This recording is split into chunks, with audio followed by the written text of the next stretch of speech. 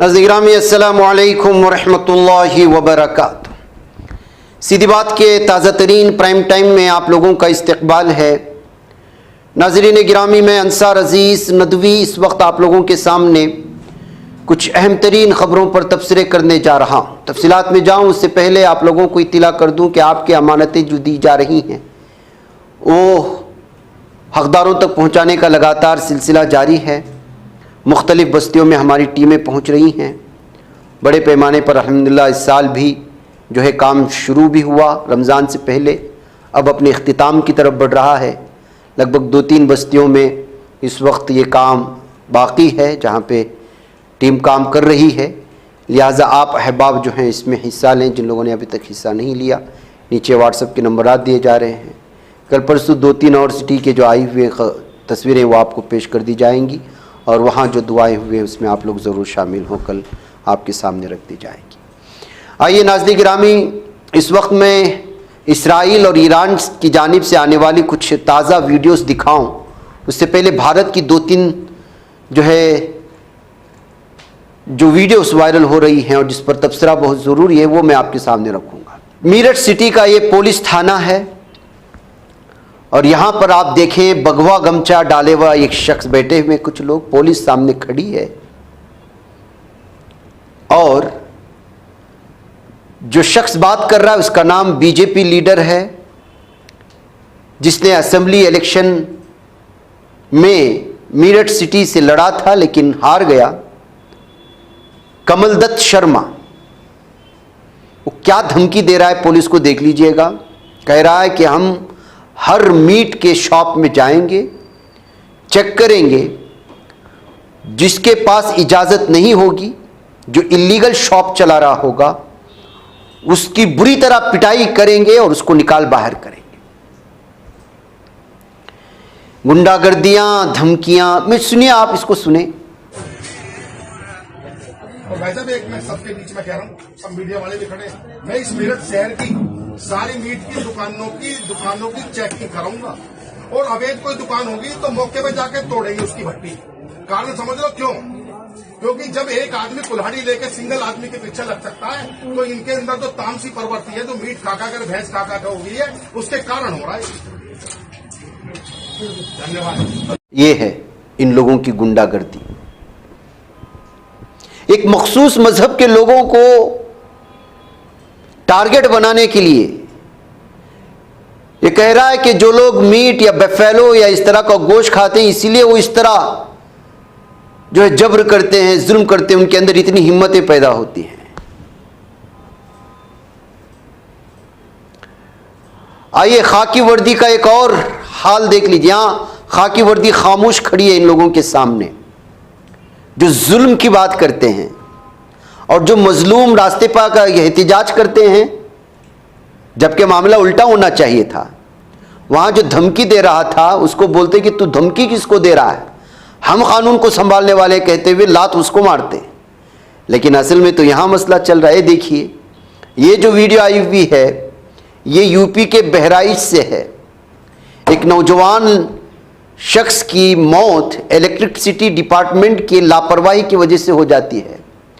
उसके फैमिली और ख़ानदान वाले जो है इंसाफ के लिए एहतिजाज करने के लिए आ जाते हैं। उन एहतिजाजियों की एहतिजाज और उनके मुतालबे सुनने के बजाय एक खातून एक औरत के पेट पर लात मारते हुए नजर आती है पुलिस। अब आप बताइए, भारत में अदलिया का निज़ाम, पुलिस इंतज़ामिया किस तरह बदल रहा है।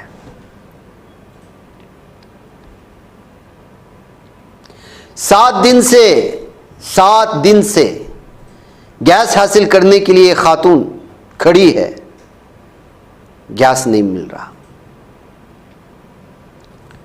मोदी को कुछ बोलेंगे, हुकूमत को कुछ बोलेंगे, उनको तो व्हाट्सएप यूनिवर्सिटी के भक्तों को कुछ नजर ही नहीं आता।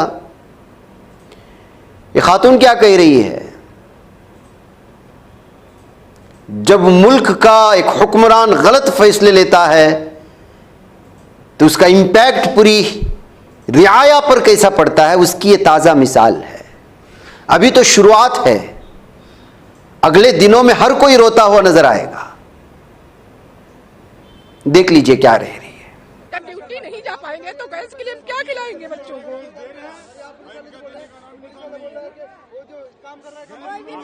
भावुक हो रही है, रो रही है, कितनी दिक्कत आ रही है बताइए। एक हफ्ते से दौड़ना है, गैस नहीं मिल रही है। क्या खिलाएंगे बच्चों को? क्या आदमी कमाएंगे? ड्यूटी करेंगे, गैस भरवाएंगे, 7,000 का सिलेंडर है, क्या करेगा आदमी? और यहाँ ये बताया जा रहा है कि सिर्फ लोगों को परेशान किया जा रहा है, कोई दिक्कत नहीं हो रही है। एक हफ्ते से दौड़ रही हूँ सर, गैस नहीं मिल रहा है, क्या करेंगे बताइए?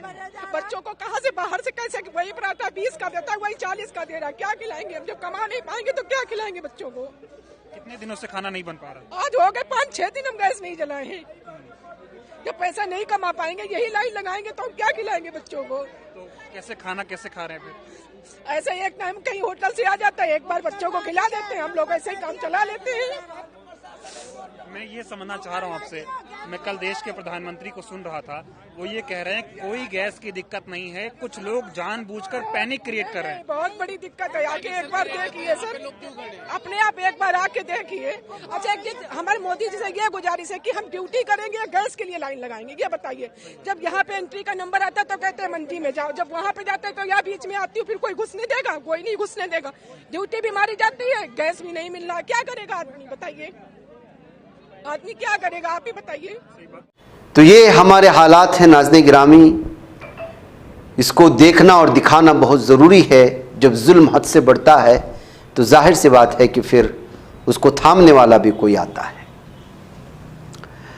नाज़रीन गिरामी, कुछ वीडियोस इस वक्त में आपको जो ताज़ा आई हुई हैं इसराइल की बर्बादी की, वो आपको दिखाना चाहता हूँ। तिल अवीव के दरमियानी शहरों में या दरमियानी इलाकों में कल रात में बहुत बड़े हमले हुए हैं।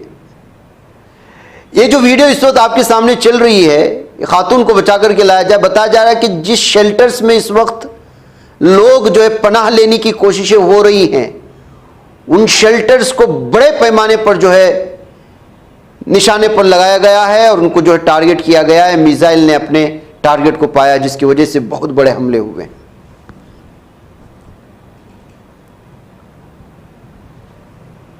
ऐसे नाज़रीन गिरामी तबाही की, इसराइल की तबाही की रशियन RT चैनल हो, अल-मयादीन हो या फिर दीगर मकामी सतह की अलग अलग एतबार से अलग अलग दावों के साथ इन तमाम वीडियोस को शेयर किया है, जिसको आप इस वक्त हमारे ये दुबई के एक होटल को टारगेट करने की वीडियो बताई जा रही है ड्रोन के जरिए से। एक रिपोर्ट यह कह रही है कि यहां पर जिस तरह का ऐलान किया गया था कि अमरीकी या फिर जो है इस्राएली तिजारती अगर इदारे होंगे, इमारतें होंगी या ऑफिसेस होंगे, दफातर होंगे, बैंक्स की इमारतों को टारगेट किया जाएगा। उसी के सिलसिले में इस बिल्डिंग को टारगेट किया गया, बताया गया है। जबकि ड्रोन से होने वाले हमले के सिलसिले में अभी तक कोई भी दावा ईरान की जानिब से नहीं हुआ है, जो इस वक्त हमले हुए हैं दुबई में, और दुबई के होटल को जो इस वक्त जो है निशाने पर लिया गया है। खबर यह भी आ रही है कि बहरीन में भी बड़ा हमला हुआ है आज। और दूसरी खबर यह है, इसको अल-मयादीन ने पेश किया, जिस वीडियो को आप हमारी स्क्रीन पर दे रहे हैं, और इसको शेयर करके जो है एक अंग्रेजी अखबार है न्यूयॉर्क टाइम्स, इसने दावा किया है कि जो है इस बैलिस्टिक मिसाइल को बहरीन से ईरान की जानिब दागा गया है। उसकी वीडियो बहरीन ने जो है इस वक्त शेयर किया है। यह पहला हमला है जो गल्फ कंट्रीज की जानिब से ईरान की जानिब किया गया। यह दावा है न्यूयॉर्क टाइम्स का, पेश किया है अल-मयादीन ने। लेकिन मैं आपको बता दूं कि जो है इसका टारगेट पर पहुंचने का और नुकसान पहुंचाने के सिलसिले में तो कोई खबरें सामने नहीं है। लेकिन न्यूयॉर्क टाइम्स हो या इंडिपेंडेंट हो या अमरीकी अखबार शुरू दिन से कोशिश कर रहे हैं कि अरब ममालिक को झूठी चीज़ें या वहाँ से आने वाली झूठी खबरें ईरान को पेश करके और ईरान की खबरें यहाँ पर झूठी पेश करके इन ममालिक को आपस में लड़ाया जाए। शायद उसी का एक सिलसिला हो सकता है जिसको अल-मयादीन ने यहाँ पर पेश किया है। इसलिए इस जो है गलत फहमी को भी हम जो है रिजेक्ट नहीं कर सकते। इसके अलावा नाज़रीन गिरामी, एक और दुबई से आज वीडियो आती है और इसके बारे में दावे किए जाते हैं कि ये रेसिडेंशियल बिल्डिंग है जो दुबई में आग लगी जबकि दूसरी जानिब यह बताया जा रहा है कि ये एमिरेट्स अल बशरा नामी एक मॉल है। मुमकिन है कि यहां पर जो है अगर ईरान ने इसको देख करके अटैक किया है तो यहां पर इसराइल या अमेरिका की कोई बैंक्स हो सकते हैं, उससे वाबस्ता कोई जो है दफातर हो सकते हैं। बहरकैफ पूरी बिल्डिंग को इस वक्त आग लगने के बाद एक किस्म का पैनिक का माहौल बना दुबई में। आज दो तरह के, एक ड्रोन हमले, इससे पहले जो वीडियो मैंने आपको दिखाया, और दूसरा ये है। तो इस तरह से नाज़रीन गिरामी, एक बात आपको चलते चलते बता दूं कि इस जंग की वजह से यूएई को कितना बड़ा नुकसान हो रहा है। हर मिनट पर $1 मिलियन का नुकसान हो रहा है, हर मिनट पर। तो जाहिर सी बात है कि 1440 मिनट्स होते हैं एक दिन में, मिलियंस ऑफ डॉलर का नुकसान। सिर्फ एक हफ्ते का नुकसान जो इस वक्त दुबई और यूएई को हो रहा है इस जंग की वजह से, उसका अंदाजा लगाएं तो जो है थाउजेंड्स मिनट्स में $10 बिलियन जो है इस वक्त खो रहा है, नुकसान उठा रहा है, एक हफ्ते में उठा चुका है। और आगे क्या सूरत हाल हो सकती है बताया नहीं जा सकता। सारे के सारे एशियन ममालिक से ताल्लुक़ रखने वाले, हर शोबे से ताल्लुक़ रखने वाला शख्स वापस अपने मुल्क लौट रहा है, काम ठप पड़ चुके हैं। ऐसी सूरत हाल में अरब ममालिक में सबसे ज़्यादा नुकसान अगर किसी मुल्क के लिए बताया जा रहा है, ऑफिशियल रिपोर्ट नहीं है, जिससे तबसरे होते हैं, तो वो दुबई को बताया जा रहा है। एक और न्यूज़ आती है नाज़रीन गिरामी, एक तरफ ये जलने का मंजर आप देख रहे होंगे, नाया ये भी अच्छी वीडियो शेयर करता है, तफसीलात फराहम करने की कोशिश करता है। इस वीडियो को शेयर करते हुए इसने एक रिब्बी की तस्वीर पेश की है। कल रात में जो हमले हुए, जिस वीडियो को आपने देखा, उसमें रिब्बी मीर बेर इसका नाम है, यह हलाक हो चुका है, जहन्नम हासिल हो चुका है। और इसके बारे में जब तफसीलात इकट्ठा की गई तो पता चला कि ये चीफ रेबिनेट काउंसिल, जो बेंजामिन नेतन्याहू के पर्सनल रिब्बी थे और चेयरमैन थे चीफ रेबिनेट काउंसिल के, यानी रिब्बियों का अपना एक काउंसिल है, उसका चीफ था ये रिब्बी, और फिर बेंजामिन नेतन्याहू जालिम सेहूनी दरिंदे का पर्सनल जो है ये रिब्बी था। तो यानी उसका अपना मजहबी गुरु जिसको कह सकते हैं, वो इस हमले में हलाक होने का दावा इस न्यूज़ के साथ, उस वीडियो के साथ किया जा रहा है। लेकिन मैं इस वीडियो की तस्दीक मुकम्मल तौर पर नहीं कर सकता, जिस तरह के बाकी वीडियोस होते हैं। नाज़रीन में उधर व्हाइट हाउस के रिलीजियस लिबर्टी कमीशन, मजहबी आज़ादी कमीशन की वाहिद मुस्लिम खातून रुकन समीरा मुंशी ने अपने ओहदे से इस्तीफ़ा देकर हलचल मचा दी है। ये इस्तीफ़ा ऐसे वक्त में आया है जब अमेरिका और इसराइल ने ईरान के खिलाफ एक बड़ी जंग छेड़ रखी है। बेकसूर बच्चों का कत्ल किया जा रहा है। ईरान जंग के दरमियान ट्रंप की वाहिद खातून मुस्लिम सलाहकार समीरा मुंशी के इस्तीफ़े के बाद अलग अलग तरह के तबसरे शुरू हो चुके हैं। जहाँ समीरा मुंशी को साल 2025 में खुद ट्रंप ने मुकर्रर किया था, लेकिन अब उन्होंने इंतज़ामिया पर नाइंसाफ़ी और जुल्म के संगीन इल्ज़ामात लगाते हुए इस्तीफ़ा दे दिया है। उधर शिमाली कोरिया ने 10 मिसाइल दागे, जापान में भी मिसाइल गिरा। जनूबी कोरिया और जापान में खौफ व हरास फैल चुका है।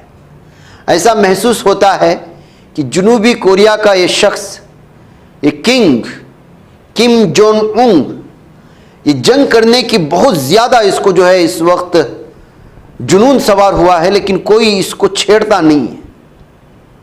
जुनूनी किस्म का आदमी है। उठा करके अगर बैलिस्टिक मिसाइल के जगह न्यूक्लियर बम ही छोड़ दिया, मजाक मजाक में आधा मुल्क ही तबाह हो जाएगा। लेकिन ये खुद को जंगों में शामिल करने के लिए हमेशा से, लेकिन इसकी सबसे बड़ी बात यह है कि ये मुस्लिम ममालिक की तरफ जो है हमेशा से अपना झुकाव दिखाया है, अपना सपोर्ट दिखाया है। इस सिलसिले में इस शख्स को माना जा सकता है। अब ऐसे में कि बगैर किसी वजह के जो है जापान की तरफ 10 मिसाइल दागने का मतलब आप समझ सकते हैं कि इसके पास कितने मिसाइल होंगे, किस कदर भरपूर हथियार तैयार करके रखा होगा। लेकिन जाहिर सी बात है, जब आदमी जुनूनी किस्म का हो और जंगी जुनून हद से ज़्यादा हो तो उसको कौन छेड़े। लेकिन अपनी दिफाई निज़ाम की मुंतकिली पर वो गौर कर रहा है। एक गैर मामूली कार्रवाई देखने के बाद जाहिर सी बात है कि इतना सब कुछ होने के बावजूद भी उसको न ट्वीट में कोई जो है जवाब देता है। दरअसल अमरीकी थार्ड सिस्टम की मुंतकिली जापान से की गई थी इससे कुछ दिन पहले कि कहीं उसको निशाने पर ना लिया जाए। Third anti missile defence system के कुछ हिस्सों को मशरिक़ वस्ता की तरफ मुंतकिल करने का इरादा रखता है अमरीका, क्योंकि वहाँ इस वक्त तबाह हो चुका है और उसको मुंतकिल करने के बहुत सारे वीडियोस भी लीक कर दिया गया था किम जोंग उन की जानिब से। तो उसके बाद से जो है लगातार किम जोंग उन जो है उस वीडियो को शेयर करते हुए हमसे डर गया अमरीका, अब बहुत सारी चीज़ें कहने लगा। बहरकैफ इस वक्त जो है उसकी जानिब से 10 मिसाइल बैलिस्टिक मिसाइल दागे जाने के बाद से लेकर के फिर से जंग में कहीं नया ट्विस्ट तो नहीं पैदा होगा, इस बात को लेकर के तबसरे शुरू हो चुके हैं। ईरान और इसराइल अमेरिका जंग शुरू होने के बाद खाम तेल की कीमतों में 40% तक इजाफा हो चुका है नाज़रीन गिरामी, और हर गुजरते दिन के साथ इसका इजाफा जैसे जैसे होता जाएगा। इससे पहले मैं आपके सामने तबसरा कर चुका हूं कि आलमी सतह पर बहुत ही ज़्यादा जो है इसका असर पड़ेगा और सबसे ज़्यादा असरात जो हैं इस वक्त एशियन ममालिक पर हो रहे हैं आबनाए हुर्मुज़ के बंद होने की वजह से। जैसे मैंने दुबई के सिलसिले में कहा, फुजैरा बंदरगाह को भी ड्रोन से आज हमले का निशाना बनाया गया है, जिसकी वीडियोस और जिसकी तस्वीरें इस वक्त सामने आ रही हैं। मुत्तहिदा अरब इमारात के लिए निहायत अहम मकाम और मशरिक़ वस्ता में तेल ज़ख़ीरा करने वाले सबसे बड़े डिपोस में से एक है। ये बंदरगाह बहरी जहाज़ों में ईंधन फराहम करने के लिए भी अहमियत रखती है। फुजैरा खलीज फ़ारस के बजाय खलीज उम्मान के हदूद में वाक़ है, इसलिए जहाज़ों को आबनाए हुर्मुज़ से गुजरते हुए जाने की ज़रूरत नहीं पड़ती। वाज़ेह है कि ईरान के खिलाफ अमेरिका और इसराइल की मुमकिन जंग के बाद अमली तौर पर आबनाए हुर्मुज़ बंद होने की वजह से जो है इस वक्त अलग अलग तरह की जो सूरत हाल बने हुए हैं, उसमें फुजैरा बंदरगाह पर ड्रोन हमला करके वहाँ की चीज़ों को नुकसान पहुँचाया जाना भी जो है वो बहुत बड़े ऑयल की दुनिया के लिए जो है नुकसानदा साबित महसूस किया जा रहा है। नाज़रीन मुझे इजाज़त दें। अस्सलामु अलैकुम व रहमतुल्लाहि व बरकातहू।